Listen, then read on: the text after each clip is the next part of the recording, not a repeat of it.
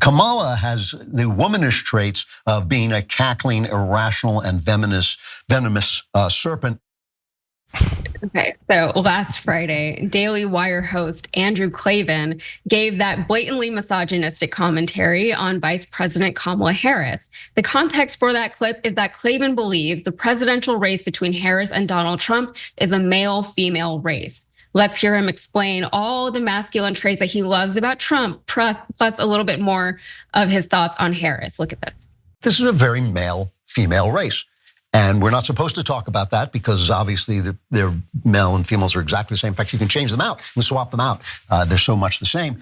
But here we're not going to lie, so we're going to say this is a male-female race. Trump is a studly guy to the point where he exemplifies both the good and the bad of manhood. He can get a little bit over the top sometimes, and sometimes he just has that incredible courage that he displayed when he was shot at, and when he was shot, actually, I should say, and also when he went before the black journalist, which was not quite as bad, but also dangerous. And Kamala has the womanish traits of being a cackling, irrational, and venomous serpent without the womanly traits of grace, generosity, and tenderness. We miss those in her. A cackling serpent. Cenk, I remember back when Obama was running for president that I was nervous at the time because I thought that the whole thing would just be a whole lot of racism in that presidential race, but we really didn't see a whole lot of it back then. For one, Trump wasn't running back then, but also I think back then Republicans understood that it wouldn't go well for them if they made too big of a deal out of the fact that Obama was black. Now it seems that they still sort of understand that focusing on race won't go well for them. It hasn't been going well the few times Trump has tried it or others have tried it, but misogyny is practically GOP canon. Even GOP women voters still fall in line behind this idea that women are less than men. What do you think of the strategy, Cenk? Is it gonna go well for them? Yeah, first of all, here's some more rope. Please keep talking. Please drive more women towards our side. I mean, you can't do a better ad than this. So which woman is crazy enough to vote for that guy's side? I mean, he says there's a difference between men and women.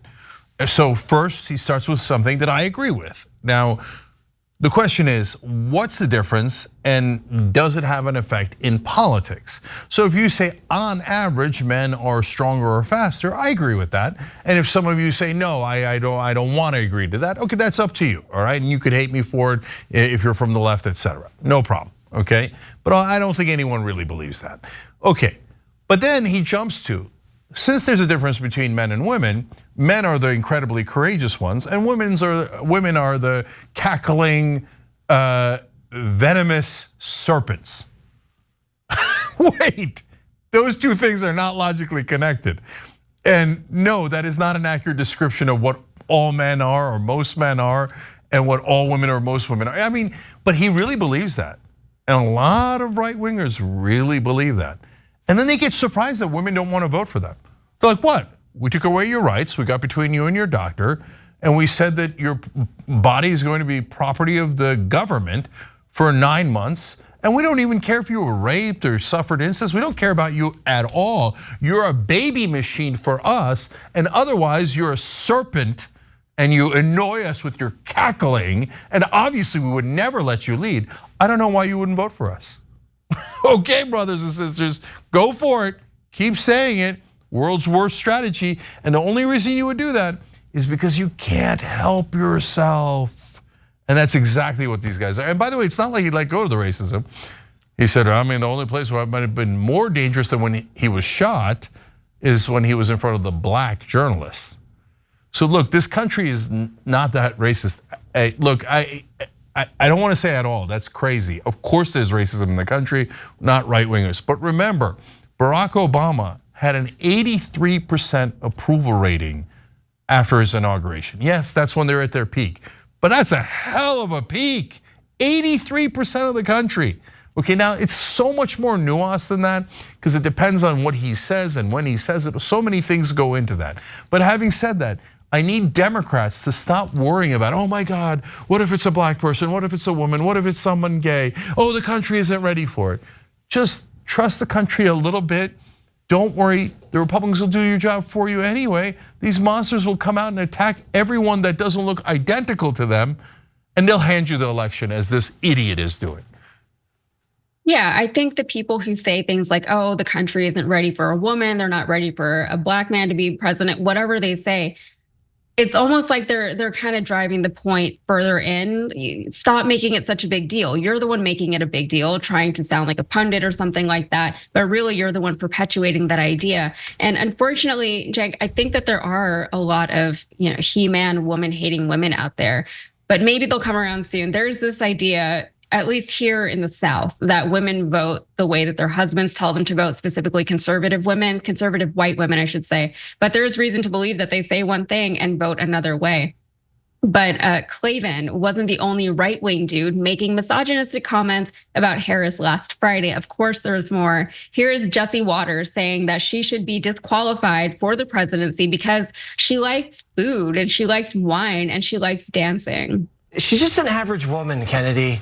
She's just an average kind of mediocre person who avoids fixing things because she doesn't want any attention that's negative. She doesn't try that hard. And then when she does not try, she gets in trouble for not trying. And then she yells at everybody else.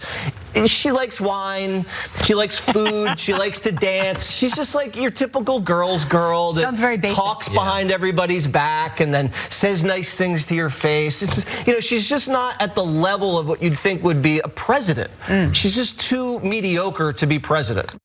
Just an attorney general, just a senator, just a vice president, very mediocre stuff. Whenever Jesse Waters says these things, I can never tell if he thinks he's a comedian, he's like making a joke, or if he really is trying to make some kind of insane point. But overall, none of this is particularly surprising, but it is a little disappointing. It's not original at all. And if the worst thing they have to say against Kamala Harris is that she's a woman, which is obvious to everyone, then that's very, very weak. Cenk, final thoughts. I think Jesse Waters is a giant idiot.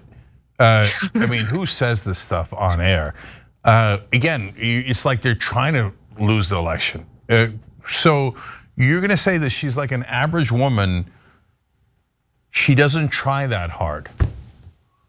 You don't think women try that hard in life? Wow. Okay. You and I live on different planets. And please keep telling them that.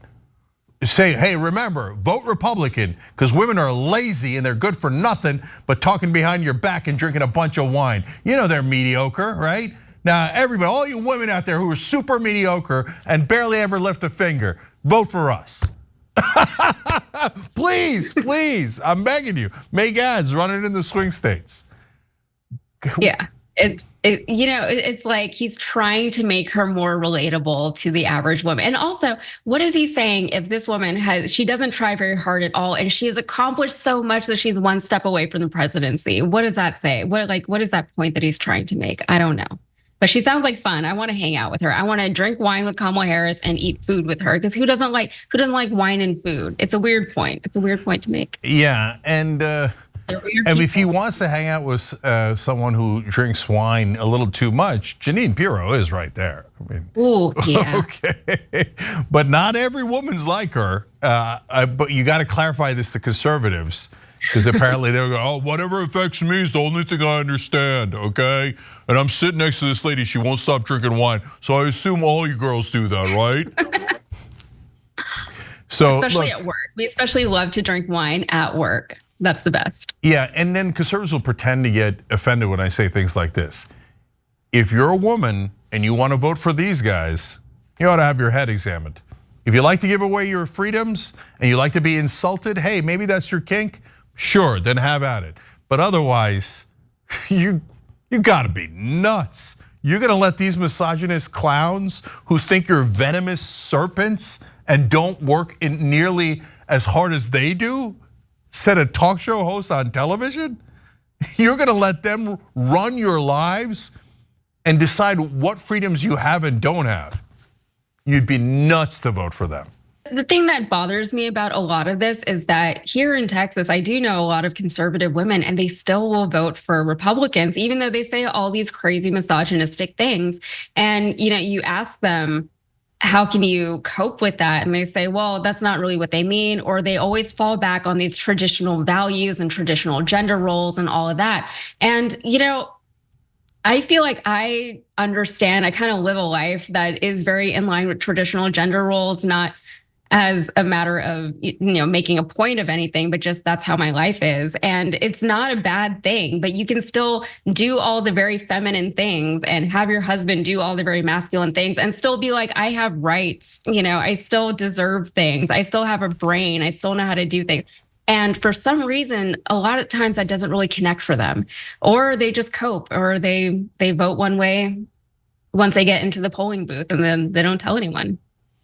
Look, I think it's about like a circle. They exist in a circle, I know how that works, and it's true of a lot of different cultures throughout the world. And so if you ask some women that live in a burqa, they'll tell you, no, my husband is protecting me by covering me from the rest of the world and making sure that no one can see me and that I can't be seen, because that's what's best for me.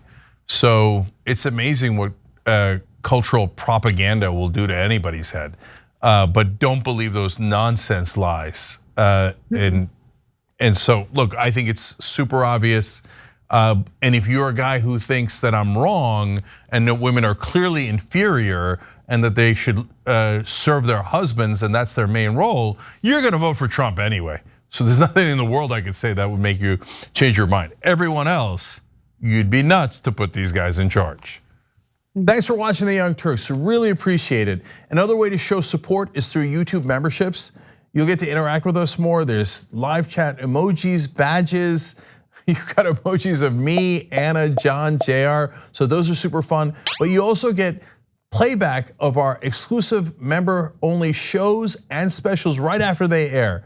So all of that, all you gotta do is click that join button right underneath the video. Thank you.